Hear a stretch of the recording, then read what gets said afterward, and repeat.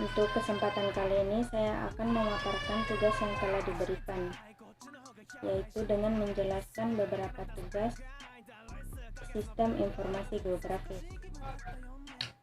Yang pertama yaitu 4 pengertian sistem informasi geografis menurut para ahli. Menurut Marbier et al., SIG merupakan sistem penanganan data keuangan.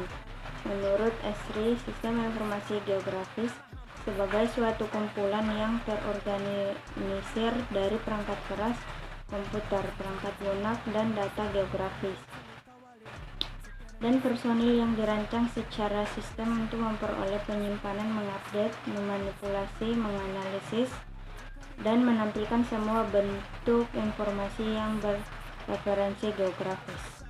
Menurut Durok, sistem informasi geografis merupakan alat yang bermanfaat untuk pengumpulan, penimbunan, pengambilan kembali data yang diinginkan, dan penanyakan data ke ruangan yang berasal dari kenyataan dunia.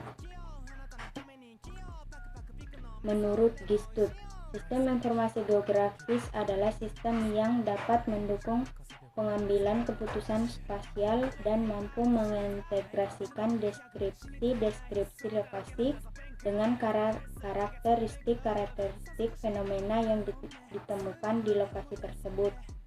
Sistem informasi geografis yang lengkap mencangkup metodologi dan teknologi yang diperlukan, yaitu data spasial, perangkat keras, perangkat lunak, dan struktur organisasi.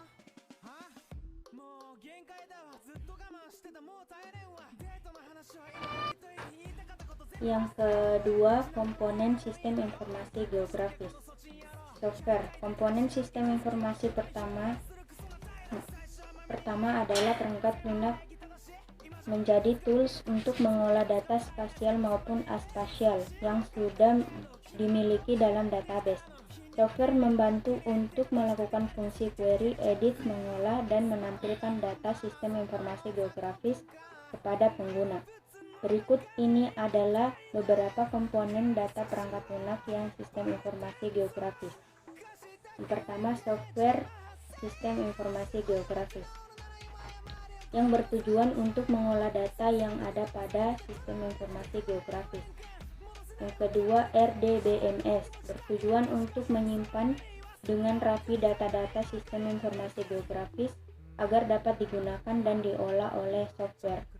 Yang ketiga, query tools, alat-alat yang bekerja sama dengan RDBMS untuk melakukan fungsi SQL seperti query, delete, dan insert.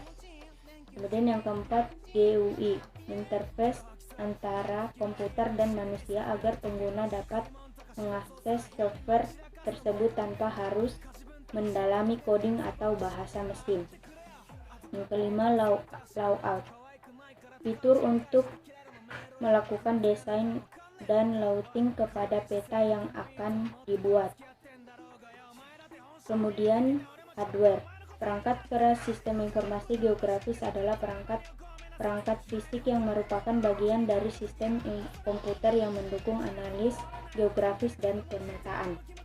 Perangkat keras sistem informasi geografis mempunyai kemampuan untuk menyajikan citra dan resolusi kecepatan yang tinggi serta mendukung operasi-operasi basis data dengan volume data besar secara cepat.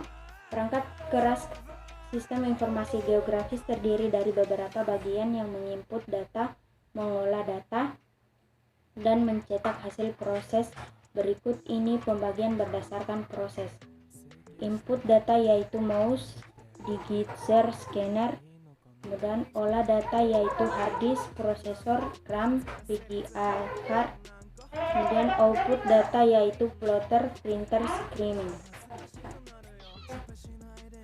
Kemudian data merupakan data spasial yang bereferensi kekurangan dan kebumian yang akan diolah. Pada prinsipnya terdapat dua jenis data untuk mendukung sistem informasi geografis, yaitu data spasial adalah gambaran nyata suatu wilayah yang dapat di permukaan bumi. Kemudian data non spasial atribut adalah data berbentuk tabel di mana tabel tersebut berisi informasi-informasi yang memiliki objek dalam data spasial. Kemudian manusia, entitas sumber daya manusia yang akan mengoperasikan sistem informasi geografis. Manusia merupakan itu elemen dari sistem informasi geografis karena manusia adalah perencanaan dan penggunaan sistem informasi geografis. Pengguna sistem informasi geografis mempunyai tingkatan pada sistem informasi lainnya, dari tingkat spasial teknis yang mendesain mengolah sistem informasi sampai pada pengguna yang menggunakan sistem informasi geografis untuk membantu pekerjaan sendiri.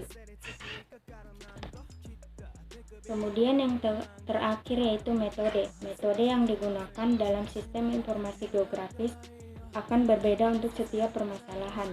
Sistem informasi geografis yang tergantung pada aspek desain dan aspek realnya.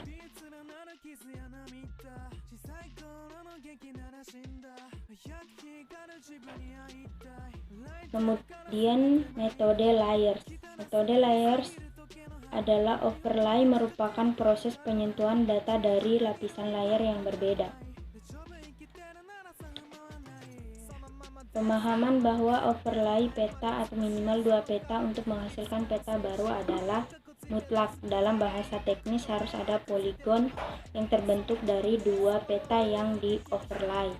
Jika dilihat data atributnya maka akan terdiri dari informasi peta pembentuknya, misalnya peta layers dan peta curah hujan. Maka di peta barunya akan menghasilkan poligon baru berisi atribut lereng dan curah hujan. Kemudian pemaparan tugas tersebut akan dilanjutkan kepada teman saya yaitu dengan Riki Dermawan dengan NIM 186500014. Itu terima kasih. Wassalamualaikum warahmatullahi wabarakatuh.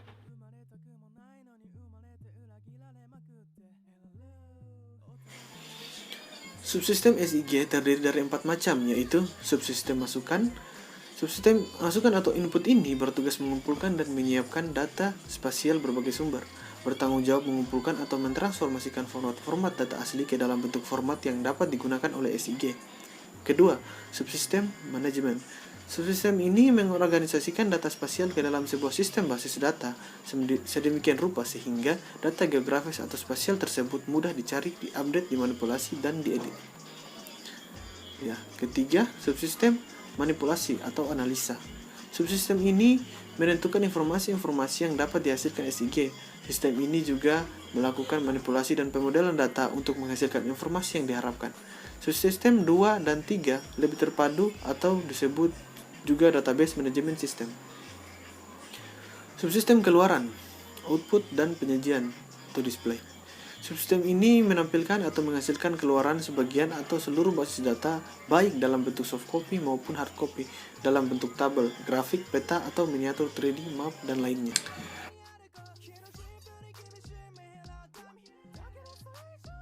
Manfaat SIG dalam manajemen tata guna lahan. Manajemen tata guna lahan. Pemanfaatan dan penggunaan lahan merupakan bagian kajian geografi yang perlu dilakukan dengan penuh pertimbangan dari berbagai segi. Tujuannya adalah untuk menentukan zonifikasi lahan yang sesuai dengan karakteristik lahan yang ada. SIG bisa membantu dalam pembuatan perencanaan pemanfaatan tata guna lahan. Misalkan lahan perkotaan digunakan sebagai daerah pemukiman, perdagangan, industri, perkantoran, atau berbagai macam fasilitas umum dan jalur hijau, yang nantinya bisa dijadikan sebagai acuan dalam pembangunan utilitas-utilitas yang dibutuhkan.